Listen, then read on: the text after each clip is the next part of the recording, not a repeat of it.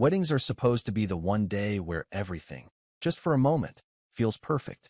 Where love wins, families unite, and you dance under fairy lights without thinking about anything but the next step. But that's not always how it goes, especially when your family thinks your happiness comes with conditions. My name's Landon. I'm 32 years old, and I married the love of my life 2 months ago in what should have been the happiest day of our lives.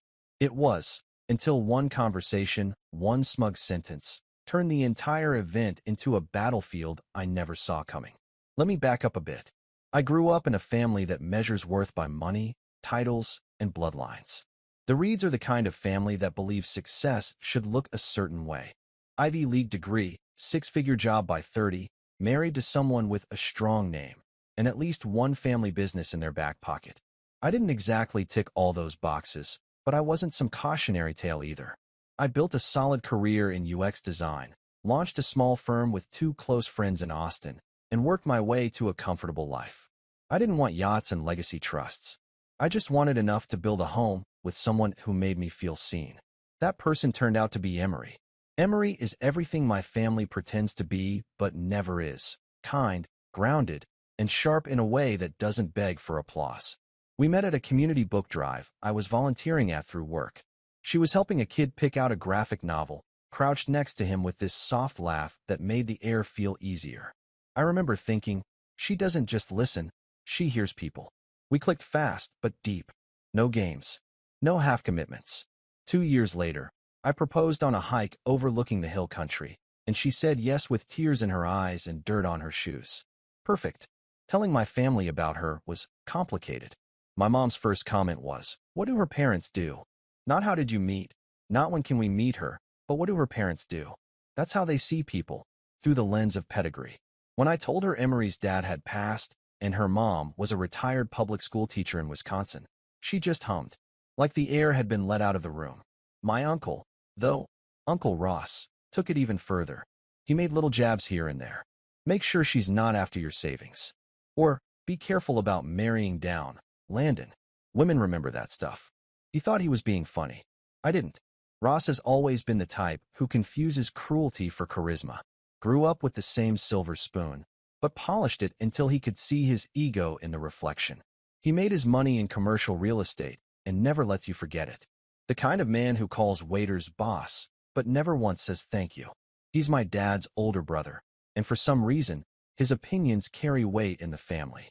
Maybe it's because he speaks loudest, or maybe because my dad, a quieter man, always deferred to him like Ross had the final word on everything from career choices to which side of the family hosted Christmas.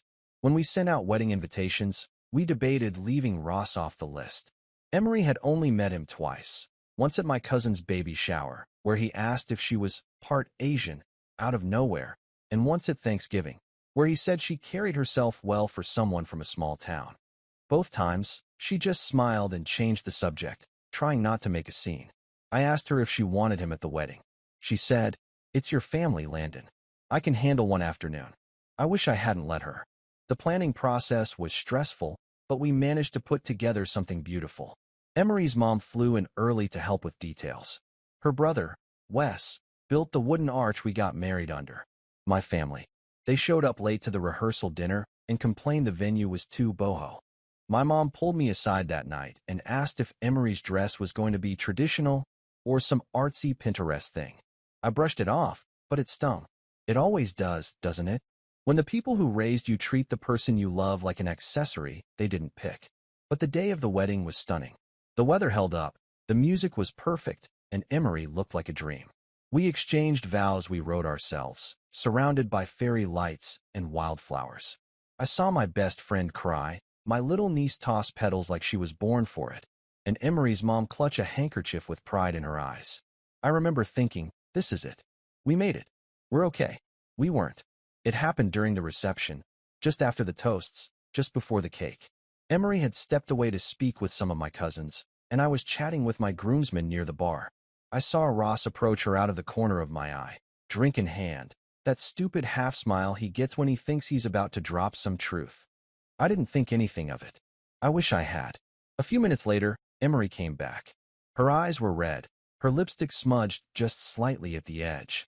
She leaned in and whispered, "Can we talk?" I followed her to a quiet spot near the photo booth, and that's when she told me, word for word, "Your uncle just told me I seem like a sweet girl, but I married into the wrong side of the family. That I should have picked someone with better prospects." I stared at her, stunned. My stomach twisted. The blood rushed to my face so fast I thought I'd pass out. He said what? I didn't know what to say. I just walked away. The thing about love is that it isn't always gentle. Sometimes it burns through you like wildfire. And in that moment, all I could see was red. This man, this pompous, sneering excuse for an elder, had taken it upon himself to humiliate my wife at our wedding. In front of her friends. In front of mine. He'd decided his opinion mattered more than her dignity. Than our dignity. And I wasn't going to let it slide. I could have pulled him aside. Spoken quietly. Made a scene privately. That's what the mature part of my brain told me. But the other part, the part that had spent 32 years watching him bulldoze everyone around him while the family made excuses, decided it was time. Not just for Emery. For every insult that had ever been brushed off with. That's just how Ross is. So I walked to the DJ, grabbed the mic, and stopped the music. I didn't know exactly what I was going to say, but once I opened my mouth, the words just came. My voice shook at first, then steadied. Guests turned toward me, confused. My mom's smile faded. Emery stood near the edge of the dance floor, watching, hand trembling around her glass of sparkling cider. Ross. He looked amused. That wouldn't last. And that's where I'll stop for now, right at the edge. Right before the words that broke everything wide open. Right before the fallout that would leave cracks in my family we might never fill again. I didn't plan to blow up my wedding reception, but sometimes life hands you a mic and dares you to speak the truth. I stood there, holding the thing like it weighed 20 pounds, looking out at a sea of faces, some laughing, some confused, most just watching. Ross was mid-sip, leaning against a cocktail table like he was waiting for a joke. My dad was frozen. My mom started moving toward me, mouthing something I couldn't hear. But I didn't move. I didn't blink. I looked directly at Ross. "Hey, Uncle Ross," I said, my voice steady now. "Since you like giving advice to people's wives at their wedding, why don't you stand up and repeat what you just said to Emery?" Silence. Pure silence. Ross's smile stiffened. He set his glass down slowly. "What are you talking about?" "You know exactly what I'm talking about." I wasn't yelling, but I didn't need to. My voice was ringing off the tent walls. "You told my wife she seemed like a sweet girl, but she married into the wrong side of the family. That she should have picked someone with better prospects. You walked up to her, during our wedding, and decided that was the time to share your thoughts on her life choices." Gasps. Actual, audible gasps. Someone dropped a fork. Ross glanced around like he was being pranked. "You're making this a bigger deal than it is," he said, voice still calm, but now clipped at the edges. "It was just a comment." "Then say it again," I challenged. "Say it in front of everyone. If it's not a big deal." He didn't. He looked at my dad instead, as if asking for backup. But Dad didn't move. Not a word. Not a blink. Just sat there, like he was carved out of stone. Ross stood there alone. I turned back to the crowd. "We invited you here to celebrate with us. To support us. Not to judge or tear us down. And if anyone thinks it's okay to disrespect my wife, on our wedding day, you can see yourself out." Then I turned back to Ross and said the words I'd been holding back for years. "You've bullied your way through every family event like your money makes you untouchable. But today, you're not. Get out." The silence that followed wasn't awkward. It was electric. Emery was behind me now. I could feel her hand slip into mine. She didn't say anything. She didn't need to. Ross didn't storm out. He didn't apologize. He just scoffed, shook his head, and walked out with that same arrogant air like he still had the upper hand. But he didn't. Not anymore. I thought that would be it. That maybe, it would finally be the moment my family woke up and realized enough was enough. But I underestimated the loyalty of old money and old grudges. The fallout started less than an hour later. It began with whispers, my Aunt Delia, Ross's wife, muttering to my mother, "He's always been dramatic. This is embarrassing." Then my cousin Jared, Ross's son, came up to me near the catering tent and said, "Man, you didn't have to humiliate him like that. Could have just pulled him aside." I didn't argue. I just said, if he didn't want to be humiliated, maybe he should have kept his mouth shut. Jared shook his head like I was the unreasonable one and walked off. That night, After the last of the guests left, and we were sitting in our honeymoon suite with tired feet and uneaten slices of cake, my phone started buzzing. Text from my mother, my father, even my older sister, Margot, who hadn't said 2 words to me in months. Mom, you ruined the reception with that outburst. Ross was just joking. You embarrassed the whole family. Dad, let's talk when you cool off. Ross didn't mean it that way. Margot, not everything has to be a public takedown. Grow up, Landon. I showed the texts to Emery. She didn't say anything at first, just scrolled through them slowly, blinking too fast. Then she looked up at me and asked, "Do you regret it?" I shook my head instantly. Not even a little. She nodded, but her mouth tightened. Then I won't either. But the thing about words is, they echo. Especially in families like mine, where image is everything and silence is currency. Within days, the narrative began to shift. I was sensitive. I overreacted. Ross just made a comment. Suddenly, I was the problem. Not the man who told my wife she married beneath herself, but me, for calling it out. We came back from our honeymoon to a flurry of passive-aggressive messages and one very awkward family lunch that my mother insisted on hosting to clear the air. I didn't want to go, but Emery said, "Let's just get through it. Then we know where we stand." The lunch was at my parents' house. My mom made lemon chicken, her default peace-offering meal, and set the table with the fancy plates, like we were pretending everything was fine. Ross wasn't there, but his presence hovered over every polite sentence. "We all just want to move forward," Mom said, cutting into her chicken like she wasn't slicing open my patience. Emotions were high. It was a beautiful wedding, and sometimes people say things they don't mean. I set down my fork. He meant it. Dad cleared his throat. Ross has always had a blunt way of speaking. He called me a mistake, Emery said quietly, not raising her voice, not crying, just stating it like a fact. To my face. At our wedding. Mom gave a tight smile, like Emery had just said something slightly offensive at a dinner party. He didn't say that. No, I cut in. But he meant it. And you know it. That was the moment. That shift in the room where I realized, really realized, that they weren't going to back me. That they weren't interested in truth, or healing, or even understanding. They just wanted things back to normal. For me to smooth it over, say it was a misunderstanding, pretend it didn't matter. But it did. The real betrayal came a few days later. I was in the middle of a client call when I got a notification, an Instagram tag. I clicked it, assuming it was one of our wedding guests posting late photos. It wasn't. It was a post from Margot. A carousel of family photos with a long caption about forgiveness, family unity, and how one bad moment doesn't define a lifetime. She tagged me. She tagged Emery. She even tagged Ross. I scrolled through the comments. People were chiming in, friends, extended relatives, even some of Ross's business partners, saying things like, "Family first. Love conquers all. Proud of you for being the bigger person, Margot." It made my skin crawl. They were rewriting the story. Publicly. They were painting me as the black sheep who threw a tantrum and caused a rift. Emery as the outsider who couldn't handle a joke. Ross as the misunderstood patriarch who meant well. I didn't even have to check. Emery had seen it too. She didn't say anything when I got home. Just handed me her phone with the post already open. Then she asked the question I'd been dreading. "Landon, what do we do now?" Because she knew. We both knew. That this wasn't just about a comment anymore. This was about loyalty. About truth. About whether we were going to swallow it and move on, or draw a line in the sand that might not ever be erased. And that's where things really began to unravel. I don't think there's a word that perfectly captures what it feels like when you realize your own family has chosen someone else's comfort over your truth. Betrayal doesn't quite do it justice. Neither does disappointment. It's more like watching your childhood home slowly disappear in the rearview mirror, brick by brick, while everyone inside waves like nothing's wrong.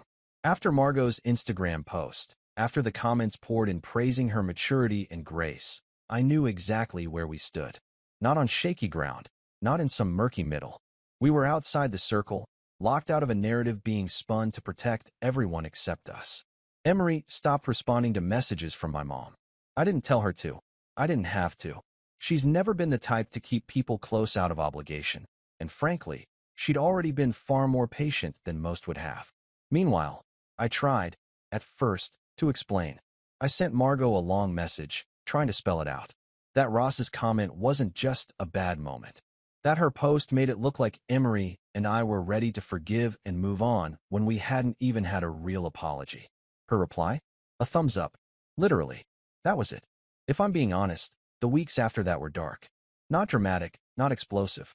Just heavy. Quiet.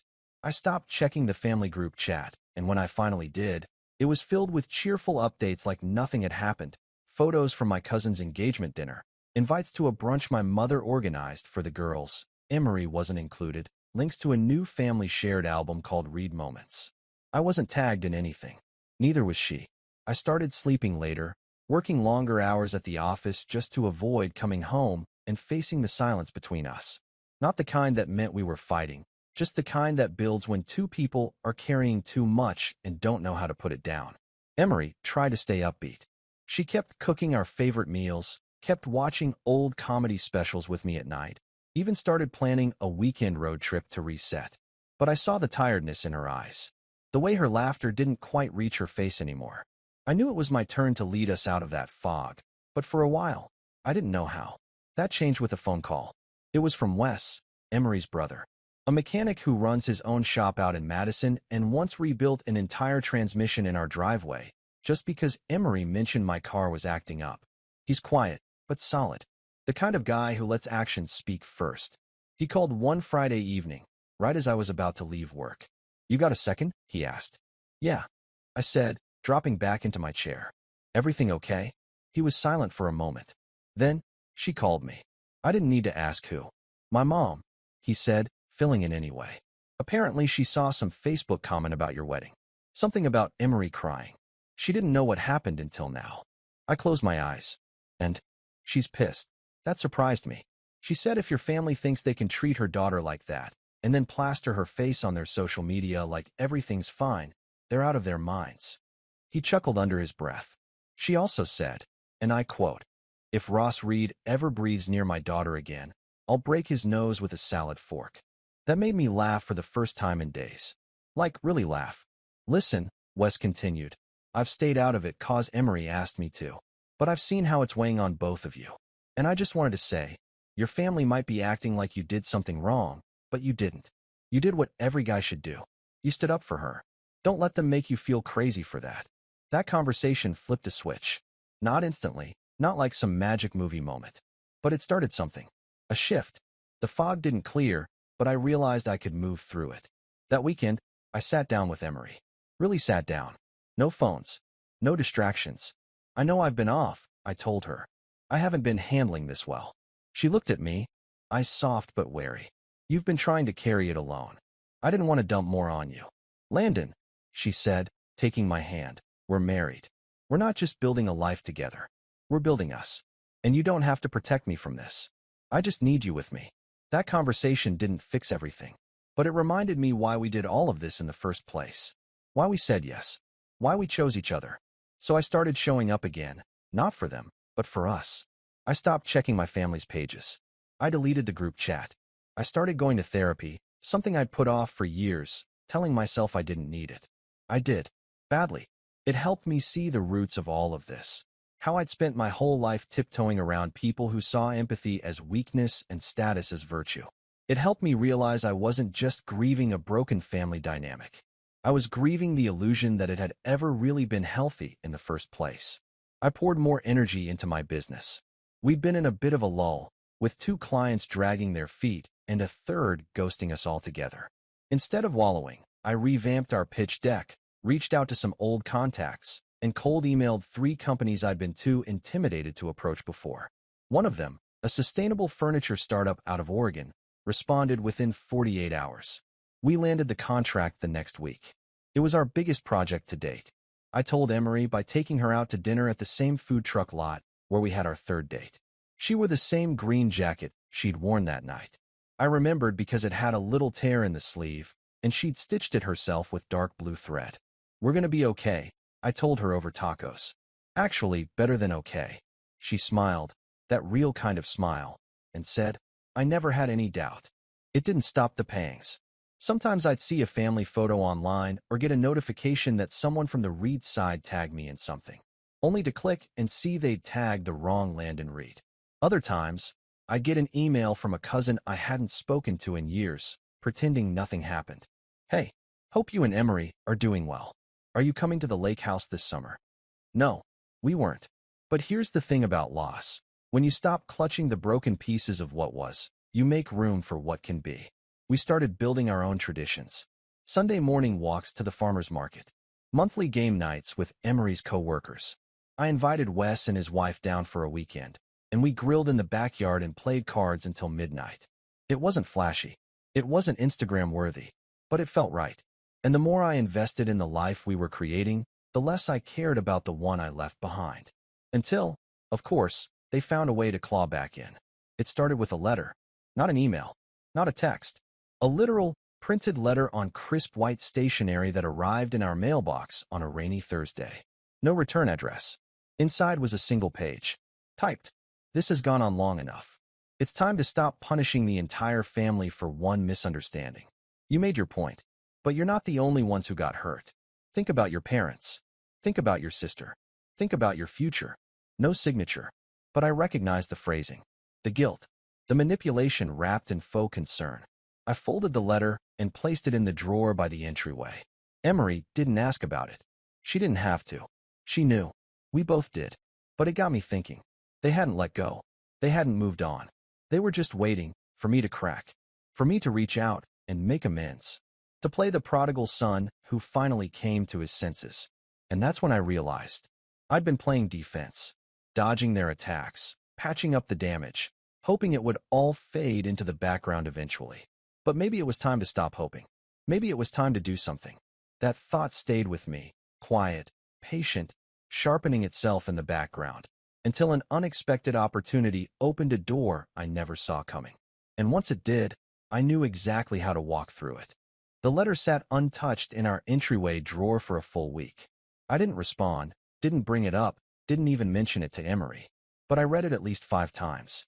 Not because I was hurt, but because I was studying it.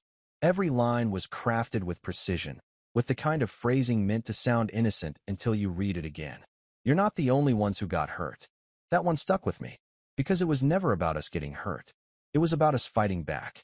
That was the real offense. I was done playing the quiet son, done letting their version of the story dominate. Because while they played nice on social media and gossip behind closed doors, I was out here actually living my life. And for the first time in a long time, I had something they couldn't touch: independence. Emery and I weren't just surviving without them. We were thriving. The new contract with the Oregon startup had doubled our revenue for the quarter. Emery had been offered a senior editor role at a publishing house she'd admired for years. And we were starting to talk, really talk, about buying a home. Somewhere outside the city. Somewhere we could start fresh. And then, as if fate had a twisted sense of humor, the opportunity landed right in my inbox. It was an email from a property agent I'd worked with once before, someone who occasionally sent me listings that fit my investment portfolio. I'd dabbled in real estate for a while, picking up undervalued properties, renovating, and renting them out. Nothing big, just small, stable investments. But this time, the email subject line read, "Reed Hill, historical property for sale, private listing." My eyebrows shot up. Reed Hill was the name of an old estate on the edge of the city, tucked into a wooded corner with a lake view. My great-uncle had bought the place decades ago. It had been the backdrop of every important Reed family gathering for as long as I could remember: Christmas dinners, engagement parties, the occasional forced family reunion. It wasn't owned by my parents or Ross, but by a distant cousin named William who had lived in Europe for years and rarely returned. Apparently, William was finally cashing out. Quietly. No family bidding war. No offers passed around the group chat. He just wanted to sell, and he was open to anyone who could pay the asking price. I stared at the listing for a long moment, heart thudding. The asking price was steep, but not out of reach. Not anymore. I knew if I bought it, I wouldn't just be purchasing land or a house. I'd be holding the crown jewel of Reed family nostalgia. The place my mom once called our legacy.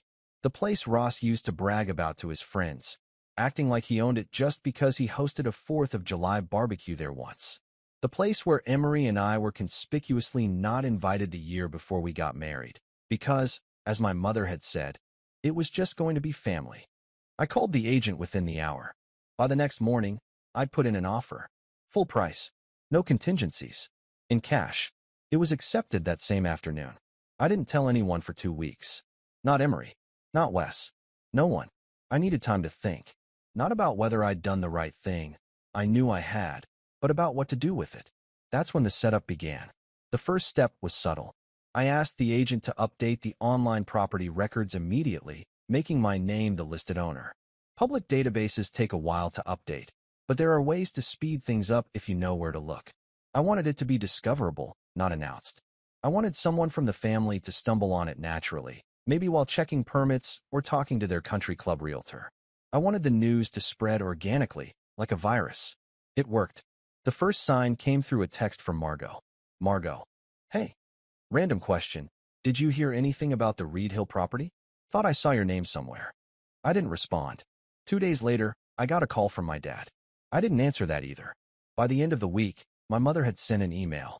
A full email, not just a message. Landon, we were hoping to reach you about something important. Could we speak sometime this week? It's regarding Reed Hill.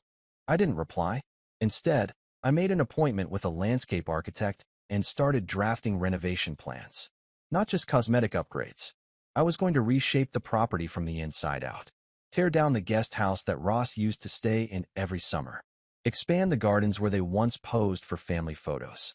Build a new wraparound deck facing the lake, something Emery had always dreamed about. This wasn't going to be their estate anymore. It was going to be ours. But I wasn't done. The next step was psychological. I reached out to a friend of mine, Darren, who ran a local event management company. Darren owed me a favor from years ago when I helped him design a pitch deck that landed him a major hotel partnership. I told him I wanted to host a private event at Reed Hill. Something small, elegant, just enough to catch attention. He was more than happy to help. We scheduled the event for early spring, just warm enough to host something outdoors. I called it a seasonal evening gathering, intentionally vague. I invited a mix of people, Emery's family, close friends, business partners, and a few colleagues from my firm. I made a public Facebook event set to friends of friends visibility and tagged a handful of people I knew had mutuals in the Reed family circle. I didn't invite a single Reed, but I made sure they'd see it. The event photos were everything I wanted them to be. Candles on the lawn, soft string music drifting over the lake, warm lighting on the old stone walls, Emery laughing in a navy blue dress as her mom toasted us with a glass of Prosecco. I hired a professional photographer and posted the album the next morning with a simple caption. Grateful for this new chapter. The fallout was instant. Ross called me within 24 hours. I didn't answer. My mom sent another email. We would appreciate the courtesy of a conversation before making any drastic changes to family spaces. My dad, the most silent of them all, texted me a single line. You've made your point. But I hadn't. Not yet. Because the final piece of the setup was still in motion. I started organizing a retreat, a long weekend getaway for small business owners and creatives. Something relaxed and collaborative. I called it the Hill Sessions. I built a website. I crafted an invite list. I even contacted local caterers and guest speakers. The idea was simple. Transform Reed Hill into something useful. Something ours. No more Christmas dinners with plastic smiles and silent wars across the table. This was going to be a place for building, not pretending. I told Emery about it one night while we were sitting on the new dock. She blinked at me for a moment, then let out a soft laugh. You're really doing it, huh? She asked. Doing what? Taking the whole thing back. I shrugged. Not for revenge. She tilted her head. No, no, I said, smiling faintly. For us. She leaned into me then, head on my shoulder, and said, then let's do it right. But here's the thing about revenge. Sometimes it doesn't need to scream. Sometimes it just needs to exist. Quiet, defiant, unshakable. And as spring approached, and word spread, and the Reed name started to fade from the hill that once bore it, I knew the final blow was coming. I just had to wait for the perfect moment to deliver it. I waited 3 full months before inviting them. The Reed Hill property had undergone its first wave of renovations by then. The old guest house Ross used to brag about had been torn down to the studs and rebuilt into a minimalist lakeside cottage, with solar panels, a private path to the dock, and a kitchen so cleanly modern it made Mom's favorite farmhouse aesthetic look like a relic. The main house had been stripped of every dusty oil painting, every smug family portrait, every reminder that the Reeds once ruled this place like it was a throne room. It was ours now, not just by paperwork, but by presence. The retreat, the Hill Sessions, was a resounding success. Local creatives, entrepreneurs, and friends spent a long weekend trading ideas and stories by the fire pit, while music played low across the lawn. Emery led a panel on storytelling through editing. I gave a talk about sustainable design. Strangers left as collaborators. Friends left as family. That weekend, Reed Hill wasn't a place of privilege. It was a place of purpose. That's when I knew the time was right. The final phase of my plan was about control. Not anger. Not shouting matches or Facebook rants. Just a quiet, decisive shift in who held the keys. I wrote a letter. One by one, I sent personal invitations to every member of the Reed family. My parents, Margot, Ross, even Jared. I called it a founder's brunch. Polished, neutral, almost corporate. No emotion.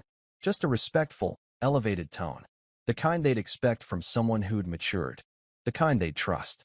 I hosted it on a Sunday morning, 3 weeks after the retreat, at Reed Hill. The driveway was freshly paved. The flowers Emery's mom had planted in the spring were now in full bloom. The welcome sign read, "Welcome to Hillview Estate." Not Reed Hill. That name was gone.